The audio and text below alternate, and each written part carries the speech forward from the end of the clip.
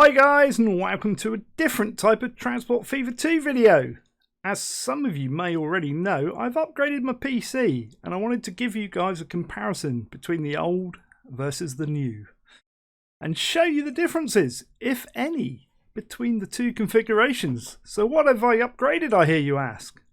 Well, basically I've swapped out my i7-7800X, which is a 6-core 12-thread processor, for the newer and more powerful i9-10920X, which has 12 cores and 24 threads. All the other components are exactly the same and are shown on the current screen. To keep testing as close as possible, what I've done is created a save where the train is set up at Paddington in London, and we'll ride along all the way to Exeter. Now the video is going to be slightly long and will go out of sync in places, which I'll explain during the video as to why it does that.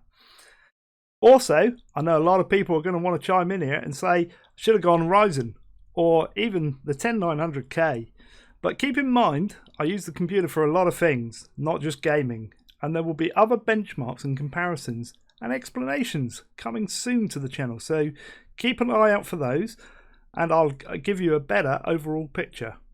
Also, keep in mind, I've only clocked the new processor to 4.4 GHz at the moment. There is potentially a chance to clock it further up to 4.8, which should be the boost speed. But I need to tinker around in the BIOS to do that in order to improve the performance further.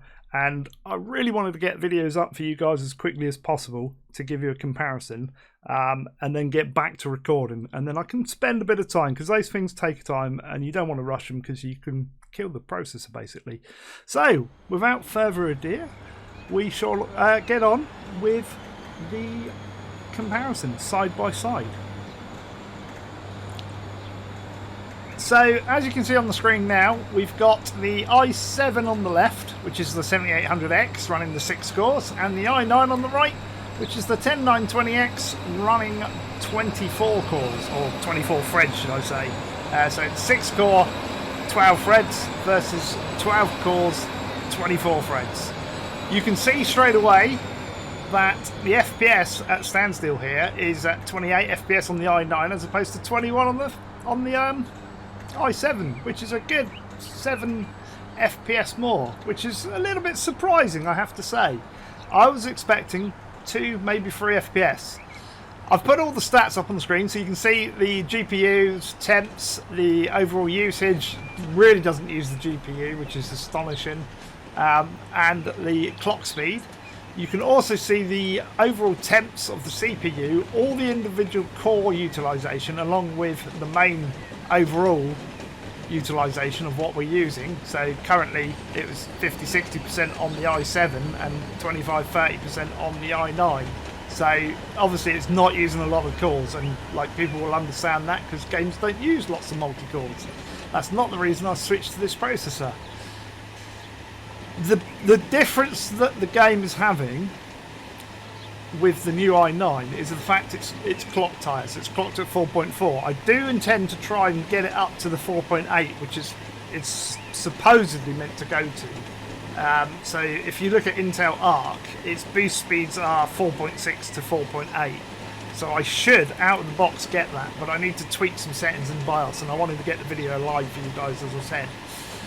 So you can see now we've come out of Paddington, we're heading down the track, we're roughly over the same point there with the road, and we're pulling reasonably similar sort of FPS again. So it's going up and down a bit. So some places the i9 drops to 20 look, and we're pulling 17 on the left on the i7. So that's more than what I expected. And there goes the trains, just to show you that they are kind of synced but not synced. And we pull up at the station, or the lights should we say, and we're pulling an extra 5 or 6 FPS there, which isn't bad. It's a good little boost. And then we get moving again to pull into the station. That's just because I've got lighting in the wrong place. I should have had lighting at the end of the station there instead of at the beginning, and that would have allowed the train to get in. I've used this save because, and I haven't mentioned it yet, we're running 831 mods and it's very late in the save. So this is at the end of the series that we did on YouTube. You can go back and have a look at that. So there's tons going on. So this is like the worst case scenario of what you'll get in Transport Fever 2.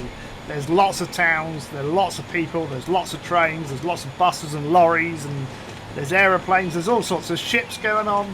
Everything's going on in the background. So it's really like, it's going to hammer the performance. I also should mention I am running on OpenGL, not Vulkan.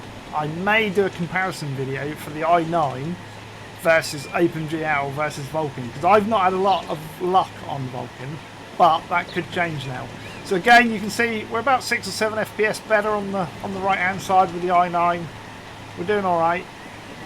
It's not too bad. It's still fairly in sync. It will go out of sync. Now, the reason why it goes out of sync is because although you start the simulation at exactly the same place and end it at exactly the same place, you would imagine incorrectly that it's going to do exactly the same things. But what happens is you'll get part of the way down and somebody will come out of a house, a little pedestrian bloke, and he'll decide to go on a car.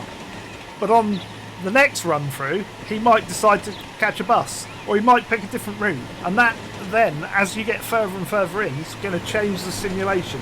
So it's not truly a great comparison in that respect. However, there is also another effect that it's having. Because the i9 is having a better performance, it's getting sort of further ahead, if that makes sense. Now I have tried to balance this out by syncing up the beginning and the end of the video and stretching the timeline. It's not too bad. You'll see that the things to watch out for is, for instance, when we go over that bridge. Like, when you literally go over the line for the bridge, look at the FPS when you do it, and then look at the other one's FPS when that one does it. So here you see we're doing 24 FPS on the left, and we're doing 30 FPS on the right. 6 FPS difference. And then it's going up, look. So we're now pulling 30 FPS as opposed to 22. There is a significant difference. Further on, you'll see even more. It's astonishing.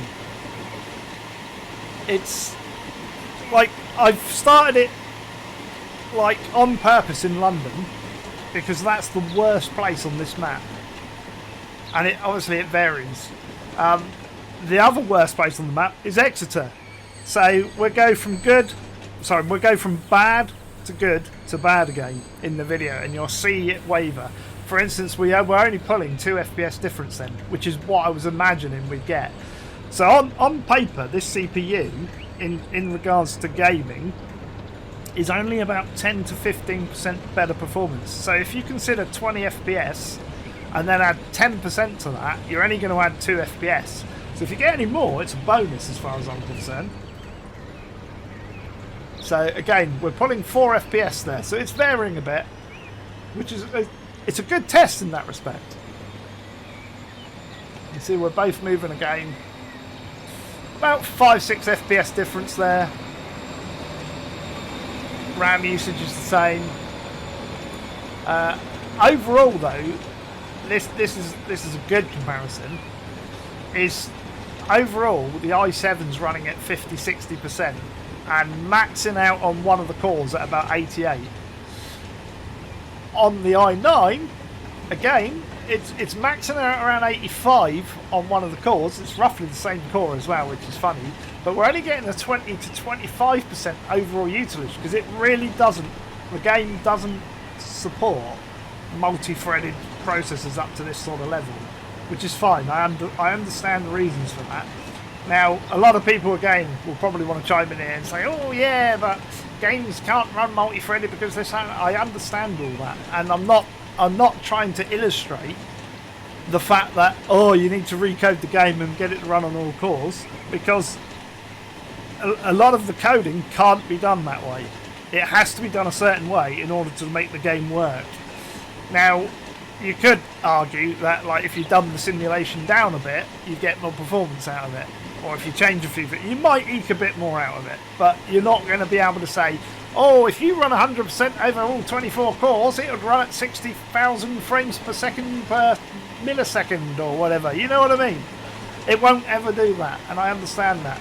It's to illustrate that the difference between the i7 and the i9 and how it's boosted performance. as such.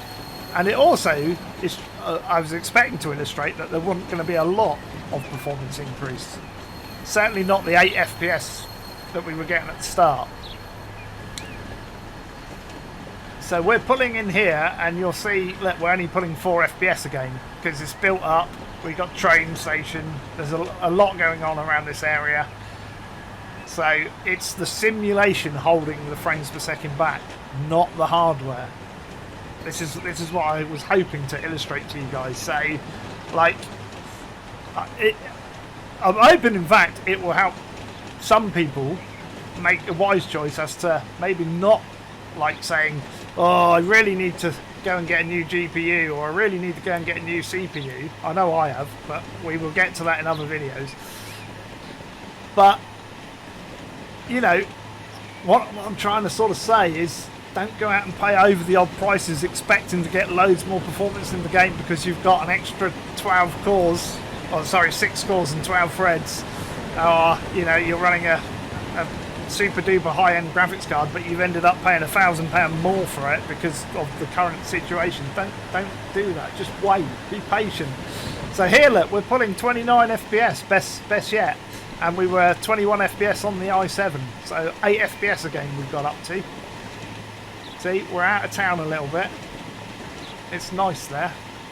Let's see how synced in we are at the moment. We are coming into town.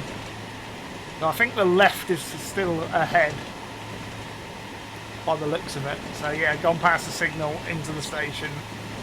Definitely left. The left one is ahead a bit. So as it pulls in, we'll see what the best FPS is. When it's stopped, it tends to give it increase because nothing's really, you know, we're not moving. So the affected bubble isn't moving with you as well, if that makes sense. The bubble stands still, so the game then can say, okay, I'm only going to do the calculations in this bubble. I believe that's how it works anyway. So the train will come to a halt. You'll see it starting to creep up already. It was 21. It's now gone to 27 on the left. And we're pulling into the station on the right. And there we go, 35 FPS. So 27, 35 makes 8 FPS again. Pretty consistent so far. And as I say, that's probably about 3, maybe 4 times better than what I was expecting. Which is pretty good. And I will be doing comparison of other titles, so keep your eye out. Skylines is going to be a good one. I've got Ashes of the Singularity. I've got a benchmark video coming up, which is like going to be good. And I may also do like a separate video talking about, you know, the overall config of my PC and stuff. I'll try and get all those out as quickly as I can. Because I do need to... I've also done a render of a video, which was my old Logitech video for the controller. I'll put a link to that on one of these little cards, which took me 1 hour and 24 minutes. So I am going to rerun that later on and see how long it takes on the i9, because that is where the improvement is really going to come, I believe. I could be wrong. I haven't run it yet. So pulling out the station on both of them now. So they're not too far out of sync. We're pretty good. I mean, I could have got them more in sync if I spent a lot more time, but I'm not really a massive video editor. I dabble in it now and then. I want to dabble in it more. I always have done.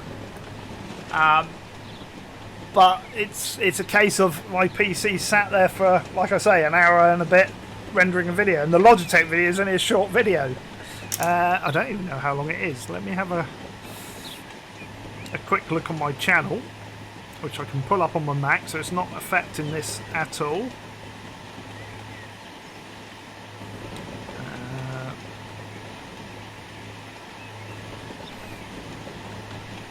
Yeah, so that video is only 22 minutes long, and it takes an hour to render on an i7-7800X. That's using CPU rendering, by the way. So it'll be interesting to see how much we can get that down, because that is an absolute killer when it takes me a long time to edit the videos and then, you know, basically double the length of the video to render it as well. So we're doing pretty good. We're on the bridge. At the end of the bridge, we're doing 35 FPS roughly on the left. We're coming up to the bridge on the right, and we're doing about... Oh, is it going to do it? 43. It did nearly hit 45 then, but it's again 8-9 FPS. So we're going out of town now. The FPS has creeped up because that, I'd be happy with what's on the left with 35 frames a second. I'm over the moon with 45 on the right. I really am. And it gets better. As we get further away from the bigger cities where they're closer together and there's more going on around them, as we get out into the sticks, the performance increases. So it is the simulation, like literally bringing the game to the knees, which I've always known. It's basically the game agent. Now, a game agent can be a pedestrian walking, a calculation of him wanting to go by car and the route he's taking. This is my understanding of what game agents are. It's, a train, a car, a lorry, a bus. Each individual person and all the individual calculations that go, it creates a game agent. Each bit of cargo, like a building, is a game agent. A building's going to have a demand and say, I need 50 fuel. So that 50 fuel then becomes game agent to say that 50 fuel's got to go from there to there. Now, I don't know if they packet it as in 50 fuel or each individual, single bits, which I wouldn't imagine are calculated, but they could be. I don't quite know that depth of how the game works, but there's a lot of game agents running because we've got so much going on.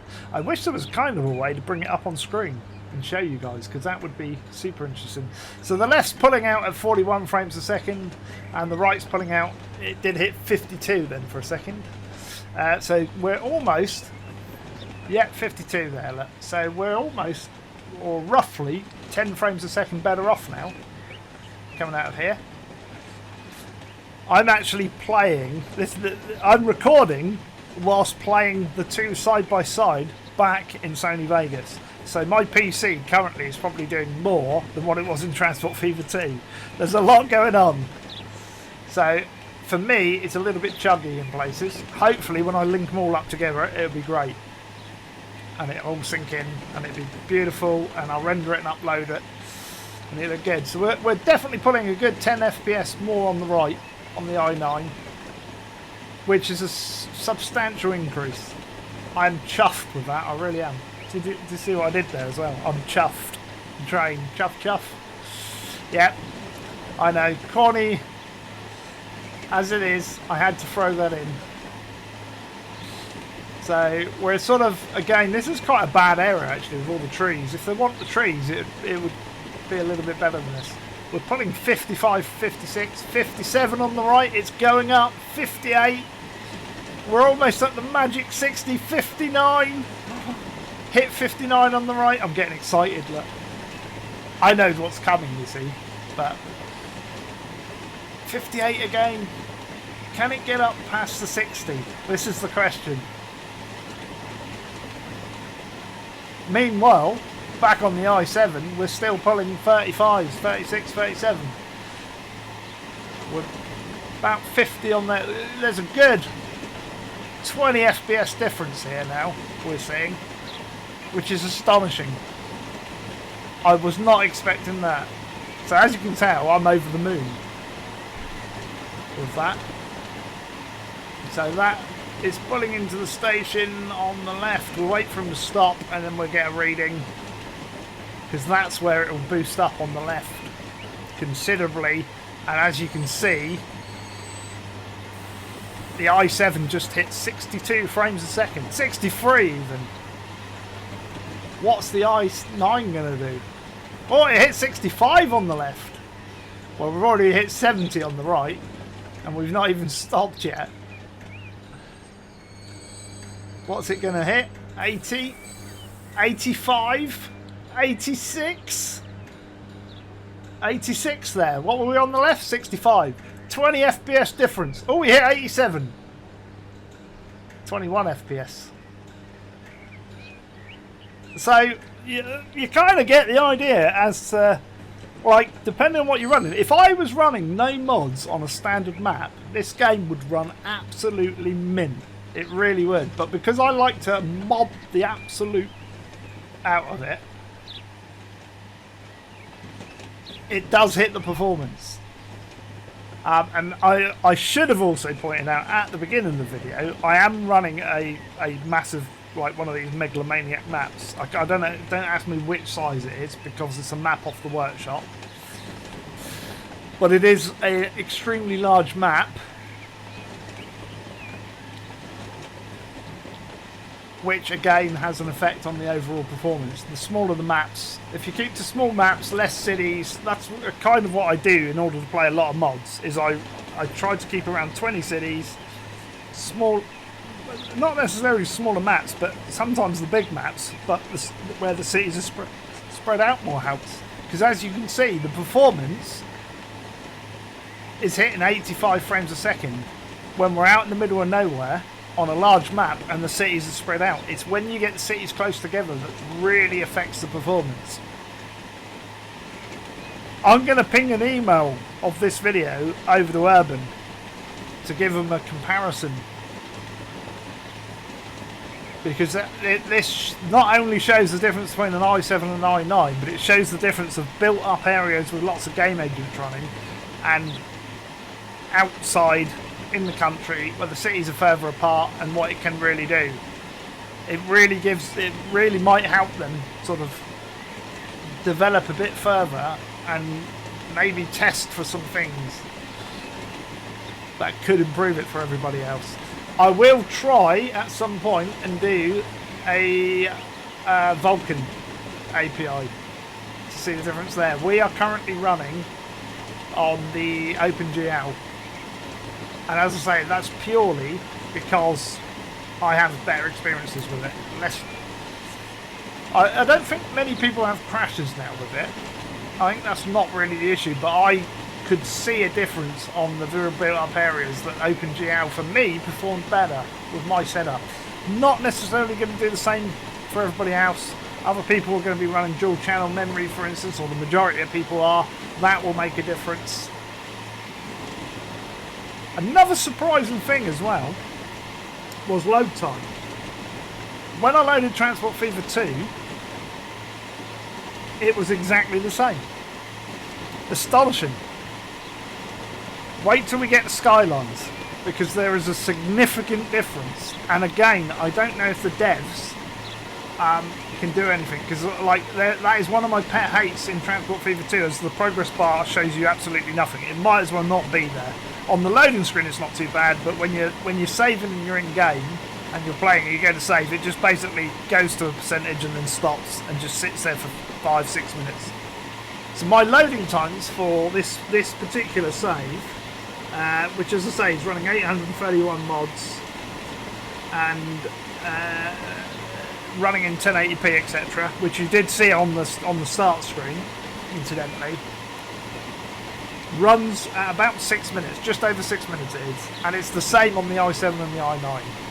Skylines, as I say, has a significant improvement, and we'll show you that in a separate video. Or I'll talk about that in a separate video.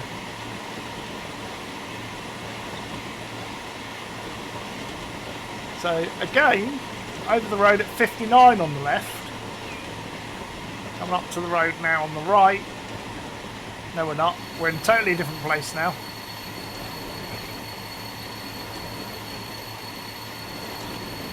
It's the road afterwards, I think it is. What was it? 59 on the left, wasn't it? I've lost it now. Is this the road? 75, if that's the road. It is, yeah. So now we're going into the thing. So they're quite a bit out of sync now. It's interesting how the simulation goes off in that respect. But if you, like I say, if you pick a spot that the camera goes past, you can kind of say, right, it's doing X amount of FPS at that point. What's it doing on the other one when it gets to that point? So you can kind of work it out that way. again, like GPU set at 55 degrees and 38 on the new one, so it actually runs cooler, which is weird.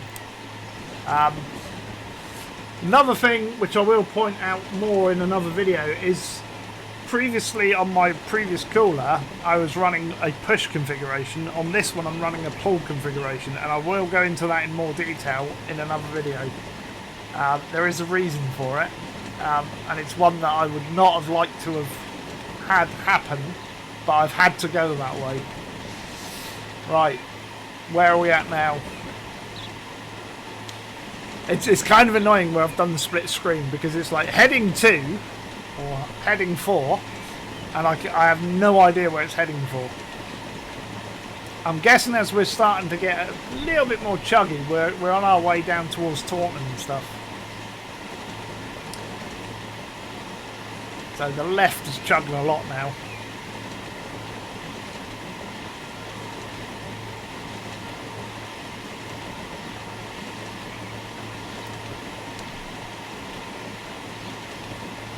You kind of like, if you look on screen now with the difference between FPS, you kind of got to ignore it until you go past a point that you can say, right, it's doing that at that point, and then wait for the other one to catch up.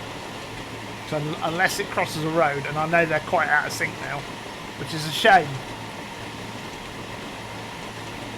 I mean, someone with better video editing skills would be able to get that all in sync. So we went past a signal at 35 frames per second when it goes out to a tunnel to the left. Are we ahead on the right, or no, we're on? What was the frames? Oh, I've forgotten what the frames were. We're coming up to that point now, look. Alright, here we go. We were doing 50. I think we were doing 30 something on the other one. Correct me if I'm wrong. Actually, there's no point in correcting me in comments, because I would have forgotten by the time I get to this, because I would have recorded a load more. I'd love to hear your views on this, because I know a lot of people are going to say, "Oh, if you got a Ryzen, it would be better," and it's like they're better, like, and there's so much more going on behind the scenes with what I use the PC for. Again, speeding up on the left, reasonable FPS, 30-40 FPS. A lot of people would die for that, but on the right. It's like unheard of. So we went into the tunnel at 40. Went into the tunnel at 40. Roughly the same all the way through. What are we going to do on the right? 56. So 16 FPS more. And again, pretty much the same all the way through. So, yeah. 15 FPS at the moment, better. So again, it's coming back down from the 20. So it kind of wanders between 8 FPS and sort of 20-ish, which isn't too bad. That's pretty good. I'd imagine a lot of you are like, "Ooh, that's actually better than what I thought." It's better than what I thought. It really is. I'm super happy with that. So here we go on the left again. We've got a bridge coming up, and we're really struggling now. We're probably coming into Taunton or something. 21 FPS with bridge. So they start to get closer now as these are coming in, and 29 on the right. So we're back down to the 8 FPS difference now, roughly. So he's stopping at a yellow signal. When he stopped, the FPS might go up. Oh, it dropped to 6 then. Did you see that? Something went on in the background there. Will it do the same on this one? No, we didn't drop. Oh, yes, we did. We dropped to 5. Okay, something went on in the background there in Transport Fever 2 at roughly the same time. So that shows that it's not a bad benchmark, I don't think. It's a pretty good test. We've sort of tried to eliminate every variant that we can, so we're testing processor versus processor. There is obviously the difference in cooling, but that isn't really going to affect how the performance is. We're not bottlenecking due to temps. You can see on the screen the temps are fine. They're at like 60 degrees for the CPU. The TDP for this processor, let me just call it up, is quite high. Intel Arc, if anybody wants to look up the processors, is where you want to go. Get the good information. The T junction, sorry, not the TD. I don't know why I said TDP. The T junction is 100C, so we're 40 degrees under that, under load. Not much of a load overall, but that's not bad. So I have run a couple of tests where I'm really pegging the CPU, and I can get it up to about 70. So again, still 30 degrees under the max. So we're comfortable there. But I have, as I say, got a little bit more aggressive fan curve. So like audibly, like if you're running something that's not got, you're not getting your headphones on, you're not got a lot of game noise on the background running, then you're gonna hear the difference. But it's still acceptable levels. It's still not like super loud. So 30 FPS on the left, 35 on the right, about the same place. Camera angles are a little bit off. I know you'll never get those the same, unfortunately, unless they're fixed cameras on the trains, and this one doesn't really have one. You can move it about and such. So we are heading down for Exeter now. I think we're heading for the... There's a little station outside of Exeter, and then we go for a tunnel and go in the main bit.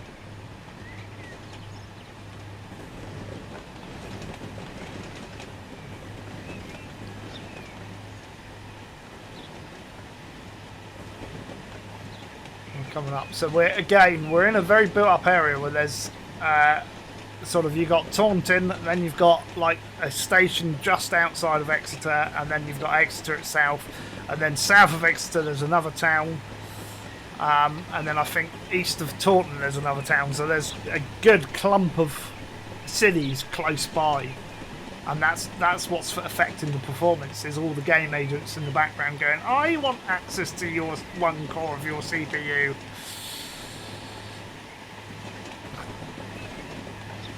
That's what, like, if the coding could be improved to do more in the way of support for multi-core, and I've banged on at this in live streams and that, I don't think you really can. Let's have a look in the tunnel. We are at 37 on the left. And are we going to hit? We're going to hit 47 on the right, 10 FPS difference. So we're about averaging again now. Yeah, I have banged on in live streams and stuff as to, you know, you've got to wait for calculation A to do, or sorry, you've got to wait for calculation C before you can. I'll start again. You've got to wait for calculation A before you can do B, before you can then go C, and then before you can do D. So the software can't then put like calculation D on a separate core because it needs to wait for the information from the others, if that makes sense. Now you can offset that a bit better, or that's my crude way of putting it, shall I say. A software engineer and a game developer will be able to put that in much more elegant terms as to why the software is holding the performance back, your FPS back. But that's sort of the way I describe it, in order to give people an overall mental picture of, okay, it's the software holding it back. It may not be those exact reasons, but it gives you an overall sort of, okay, well it's obviously got to do something in the background, so there's no point in putting that calculation on another core because it's got to wait for that calculation. We are getting towards the end now. It's really chugging again, 23 FPS. This is about as bad as it gets. Oh, he says that as it dropped to 20. So again, as you get close to Exeter, there's a lot going on. It's a big built-up town with like a few towns, as I say, around it. In fact, I think there's 2 towns to the south of it.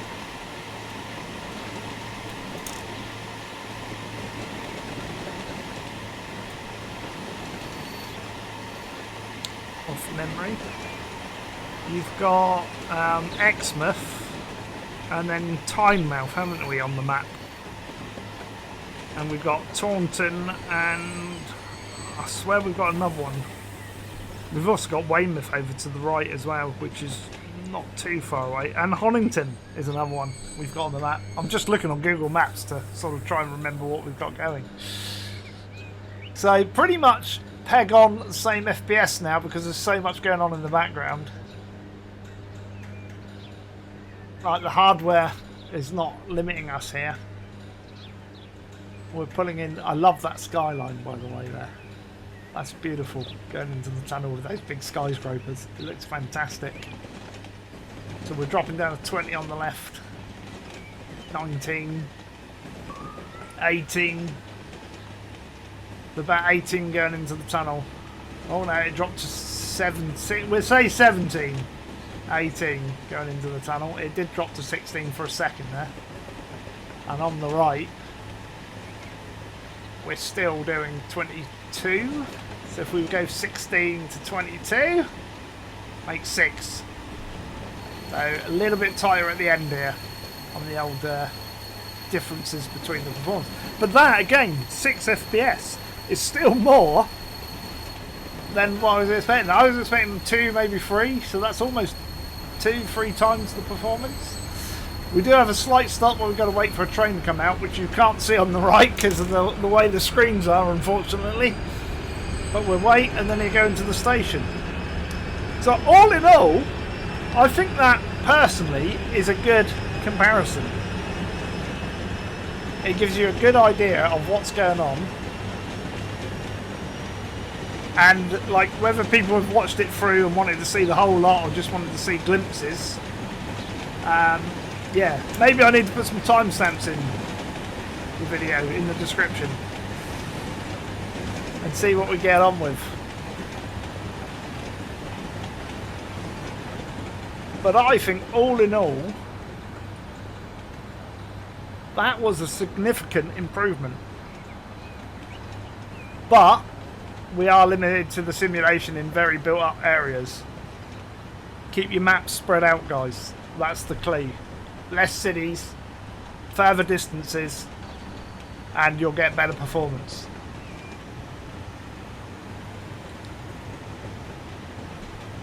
That's the way to play if you're running like 831 mods. Otherwise, reduce your mod count as well. That'll help.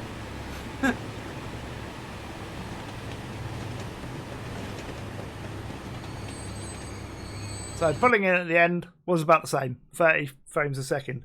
So if you've liked this video, hit that like button. Feel free to comment down below, tips, ideas or questions you got. As usual, chuck them down below and I will get back to you as soon as I can. Especially, like, I want to hear your thoughts on, was that better or worse than you expected or better than you expected? You know, I would say I'll load this save up somehow and you guys can try it yourselves and see what you get. But I don't know if that's a good idea or not. Again, put it down in the comments if you think I should. I'll keep the save as it is for the moment. I don't intend to go back into it, so we could do that. I will also put all the usual links for Facebook, Twitter, Twitch, and Patreon, along with Discord, in the description of the video. But most importantly, make sure you subscribed to the channel and share the odd video out. That's your lot for today. So until the next time, it is goodbye from me for now. Bye-bye.